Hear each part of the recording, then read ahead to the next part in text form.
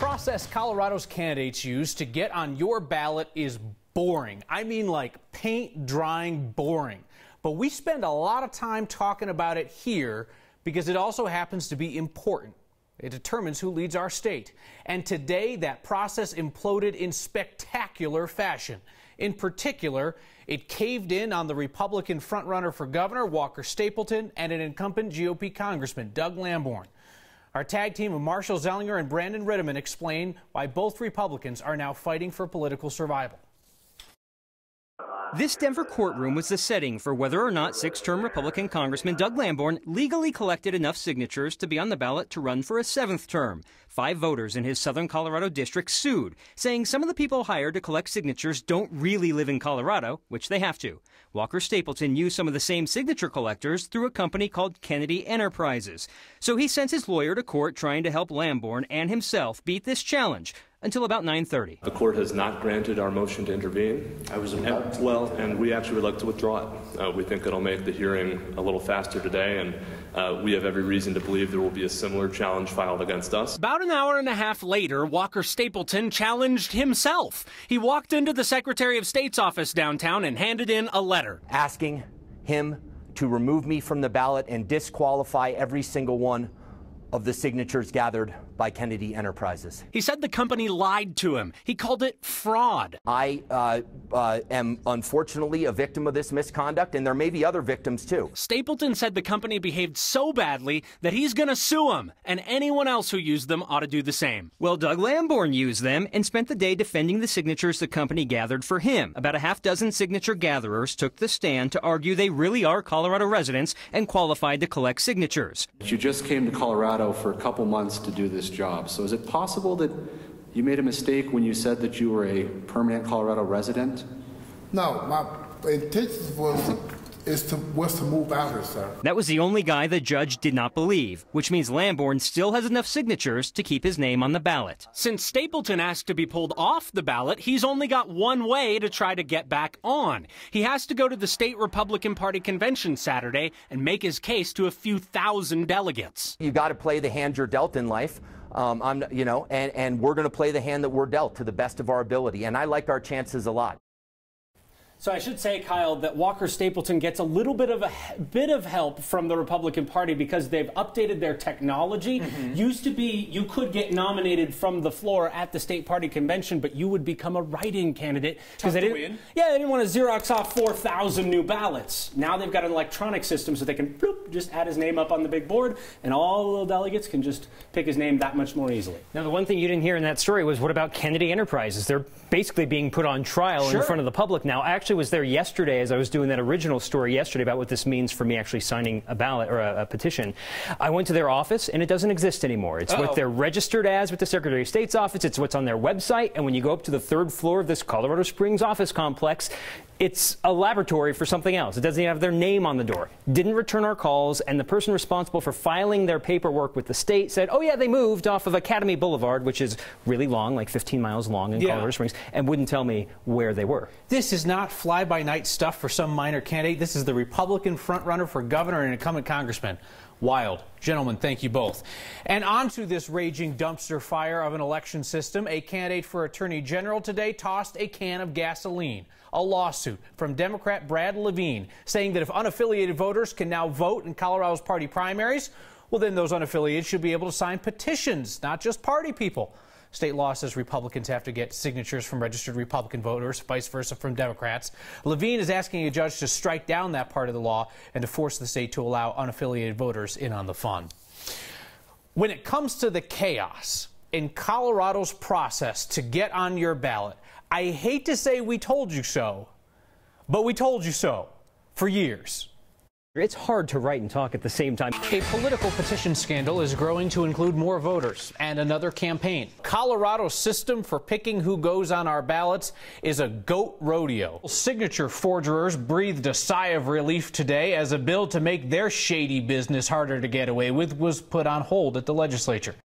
And so it goes. Walker Stapleton's entrance into the assembly out of the petition process today raises a question about why Barry Farah is still running for governor. Farah acknowledged here on Next that He was in the assembly to provide a conservative alternative to Cynthia Kaufman. Well, Stapleton now fills that role there.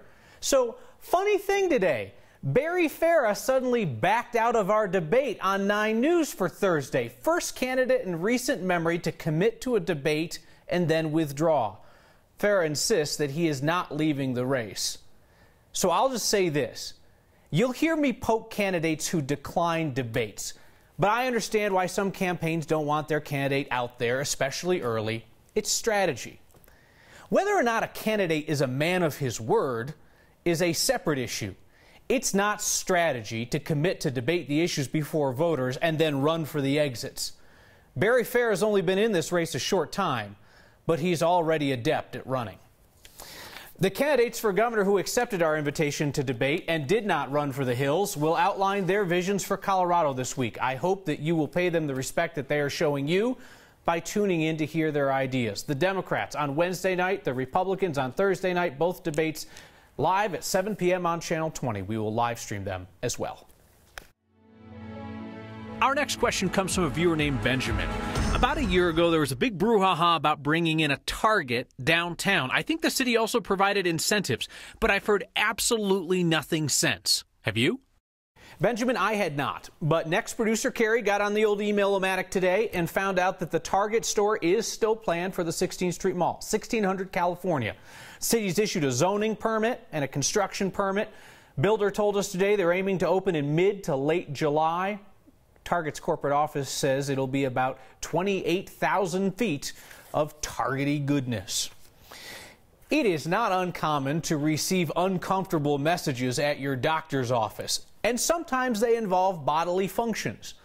But it was a doctor in Aurora posting a sign calling President Trump a morally bankrupt pile of crap that has made some people really uncomfortable.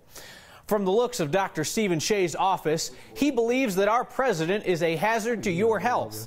The doctor says that these messages have been up on the wall for more than a year, but only now have they been spread all over social media. People are mad. They're calling the doctor un-American, demanding that he take down the anti-Trump signs. You know, the funny thing about it is this. When I initially put the message out there over a year ago, I was hoping to get some rise out of my patients, some response, but you know what? There were very few responses. I mean, once in a while my patient would say, hey doc, I like what you said on the wall. But that was about it. Dr. Shea says his messages were meant to motivate his patients, who he says are mostly minorities. He's trying to get people to go out and vote. He says he has since revised the signs to make them more about issues than personal insults. Street artists are always one sideways glance away from the right person seeing their talent and giving them a big break. Basically, they wanted to have me paint a portrait of Dave Letterman and Jay-Z. And our series, Confessions of a Parent, continues, taking the stigma away from struggling with parenting. It's my turn to get real. Next.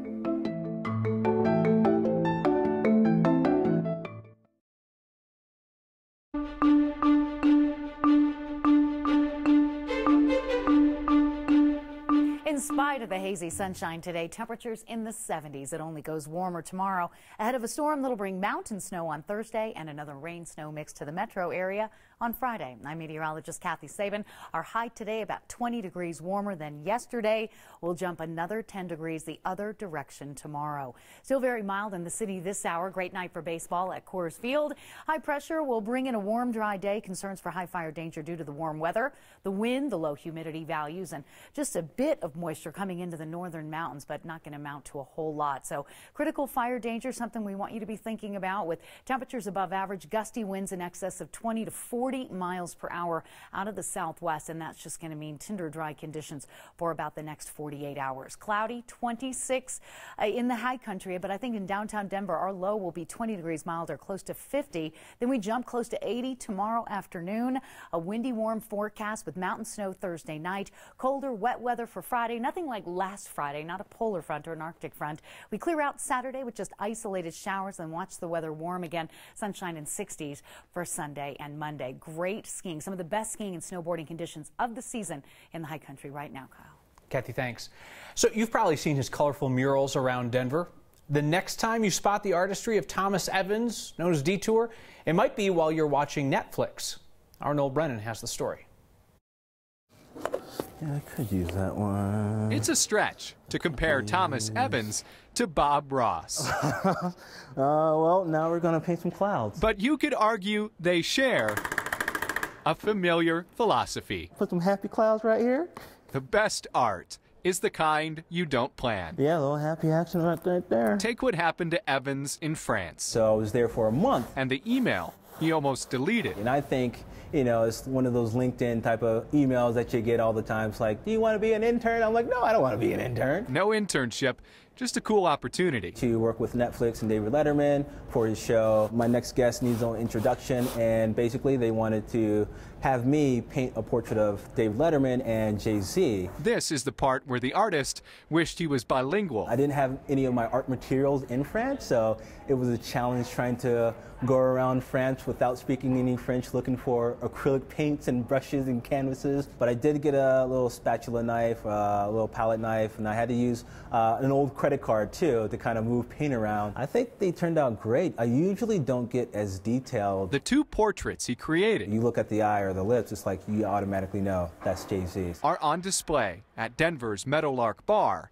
and David Letterman's Facebook page. I got really detailed with Letterman's beard. I don't know why he grew a beard. I think if you're retired, you just grow a beard. You have to. A surprise commission. But it was just a super exciting opportunity. Is the best kind of happy accident. I think I've been watching too much Bob Ross, man. For next, I'm Noel Brennan.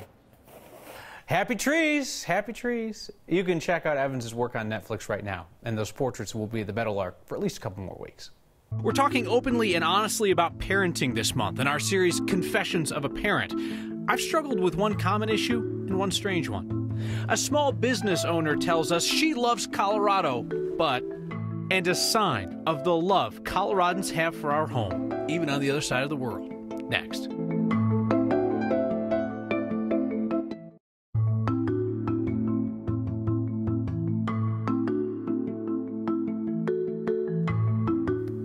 This is Child Abuse Prevention Month, and so we're sharing the confessions of a parent, trying to wipe away the perception that parenting is as fun and easy as a lot of people make it look on social media.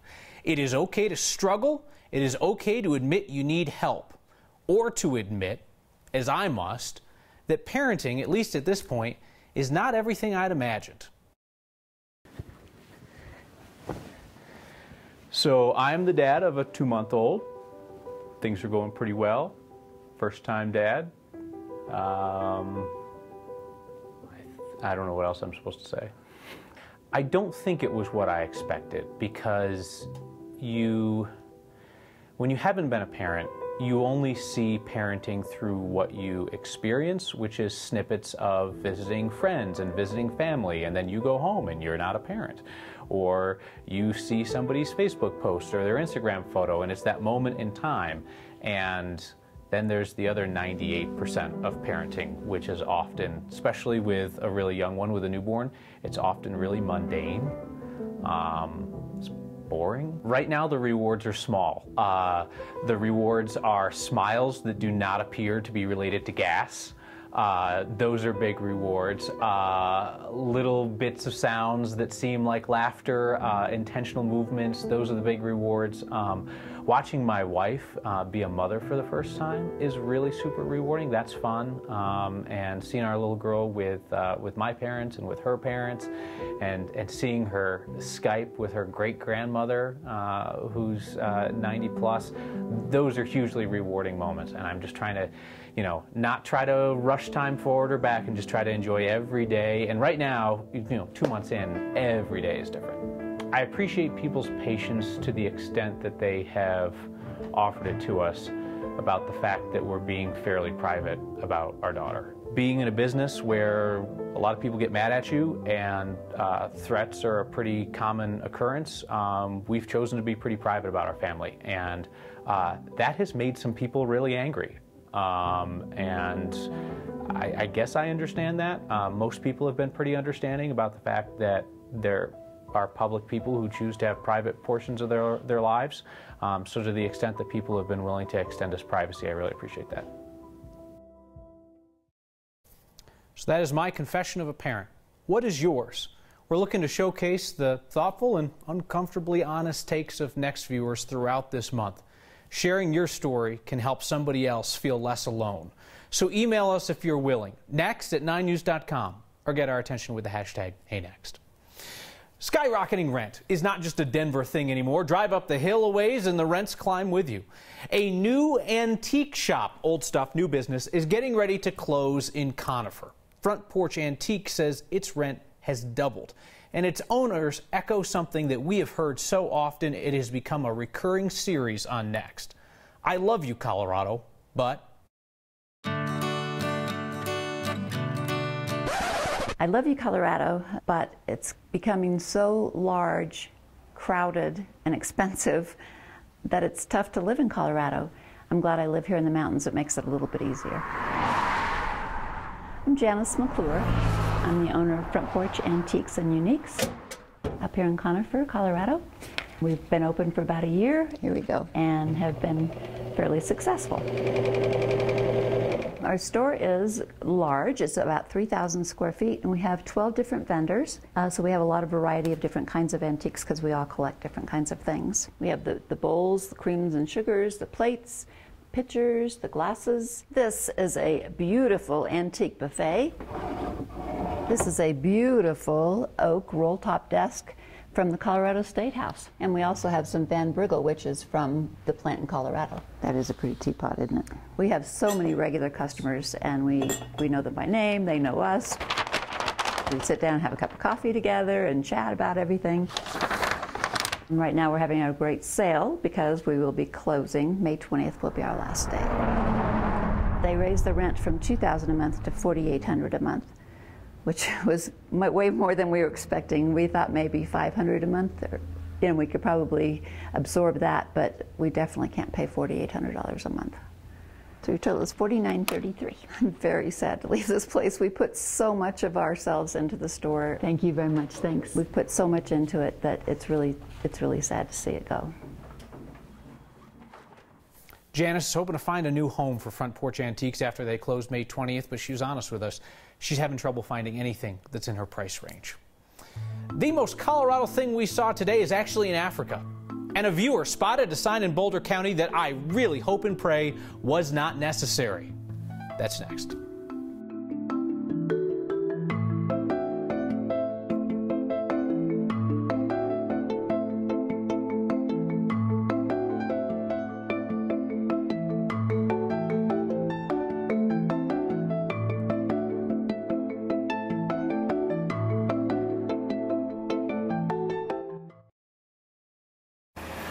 You ever see a sign and think, you know, that wouldn't be there unless somebody needed to be told? And apparently somebody at Smokin' Dave's Barbecue in Lyons needed to be told the urinal is not a drinking fountain. Now, maybe this wasn't a practical warning that Tom Stokovess spotted. Maybe it's just potty humor, you know? Tom sent us a sign with a note saying that Next makes you see your day in a different way. That compliment means the world to us, Tom. Keep sending us your signs. Email next@9news.com or use the hashtag #HeyNext. The most Colorado thing we saw today is out of Africa. A Colorado flag flying in Rwanda. Greg Watson and Sarah Stroop are in the Peace Corps there. They work at a health center teaching mothers about nutrition and hygiene. Greg and Sarah are CU grads. They're Colorado natives. They made this flag out of the beautiful, vibrant fabrics used in Rwanda. A little bit of Colorado, they said, that they can hold on to a world away. So much feedback tonight about our confessions of a parent. Please get in touch with us if you would like to offer a confession that might help somebody else. Kaylin writes in, calling today a goat rodeo. This is a reference to politics. She says that is insulting to goats. My apologies. See you next time.